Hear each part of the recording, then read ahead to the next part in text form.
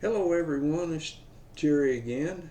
I'm here to talk to you about another issue with renting property, single family homes. These are pitfalls to avoid when leasing your property. First one that I've got on this list is request for delayed occupancy. The tenant indicates they want your property, but they want you to hold it until they're ready to move in. This means they want a guarantee that you will not rent the property to anyone else, but they do not want to pay the deposit or rent until they move in. In other words, they want you to give them a guarantee, but they do not want to give you anything but their word. Well, that's not good enough. You should politely tell them that the house will stay on the market until such a time someone who checks out with a good or better credit pays a deposit and the first month's rent in advance. It is the only way you can function in the rental business, and you can tell them exactly in those words. You're being truthful, honest, and not wasting their time or yours. They may try to negotiate paying a deposit to hold the house for a certain period of time. If the rental market is soft, you might want to consider doing this, especially if you think the person or family is a good fit for the house. How long to hold it? For example, take the rental income, say $900 a month, and divide by 30 days. That's $30 a day to hold it. It costs you that much per day of lost rental income, so asking them to put $300 and you will hold it up 10 days. At that time, they would need to pay the deposit and the first month's rent in advance before moving in. What about the $300? Well, that's up to you and the tenant. Personally, I'd probably apply 50% of that, $150 toward the deposit. It's up to you and what you negotiate with the tenant. From their perspective, they found the home they liked and held it for 10 days for $150. Or from your perspective, you received $150 of lost rent while your house was vacant. You can take the money now and hold it based on clearing their credit report. If they walk away without paying anything, they may find something they like better and leaving you stuck with no tenant and no money. Requests for labor repairs in exchange for rent or security deposit. Well, I've already mentioned this in an early chapter, but basically, don't do it. Don't allow people to do that. Exchange labor for repairs in your rental house. That never worked for me. Okay, request for no security deposit. Most tenants expect to pay a security deposit, so if any time someone asks to move in without a security deposit, just say, sorry, it's our policy to always collect a security deposit.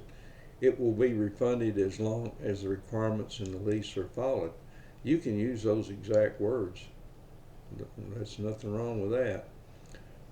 Request for a partial security deposit. Some prospective tenants will want to pay only part of the security deposit and then move in and pay out the security deposit with the rent. Generally, the answer would be no to that request. You need protection from damage, cost, breach of contract, and so on. If the tenant's credit rating is excellent and you have a good feeling about the tenant, it might be a safe bet. I have done this before in a tight rental market and have not had any problems. Be sure you get a full month's rent anytime you allow a partial security deposit. Okay, request for no pet deposit. Why are they asking this? You might consider they lost money sometime in the past due to not controlling their pet. I prefer and enforce the non-refundable pet deposit. Keep an eye on the tenants who don't pay a pet deposit and later on have a pet. This should be a violation of your lease agreement, and you can have them evicted over this. Request for a partial rental payment to move in initially. If you collect rent on the first of the month, which I would highly recommend you do, there will be times when you rent your property in the middle of the month, etc. It is okay to prorate the tenant's rent the first month and let them move in with only half a month's rent, but with a full deposit. Again, it depends on the tenant, their credit rating, and previous landlord experience history. If you're in a tight rental market or not, and if you have a good feeling about them, be sure to get the full security deposit in this situation. Request for certain repairs and improvement made at your expense. Well, this depends on how the seasoned tenant is in your property. If the tenant just moved in and found repairs that need to be made that you missed for some reason, take care of these immediately. If the tenant just moved in and found they don't like the color of the tile on the kitchen floor, that's a different story. Frequently they move in and next month they want to paint the walls a different color.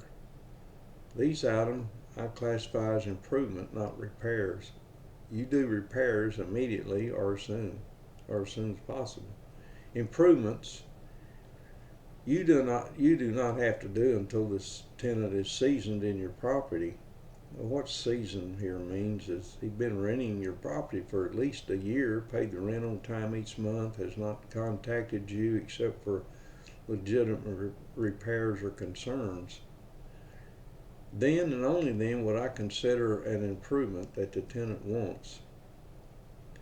Unfortunately, not all tenants are skillful at doing improvements.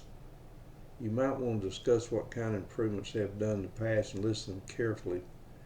If you want to play it safe, have your own contract people do the work. One time in the first house my wife and I rented when we were very young, we asked the landlord if we could paint the outside of the trim with a brick home. Why did we want to do this? Because we were so excited to be living in our own home after moving from an apartment. He met me down at Sears and gave me 2 gallons of white paint that he picked out and 2 paintbrushes. He loaned us 2 ladders and we were set. Notice, he was careful not to give us the full amount of paint we needed.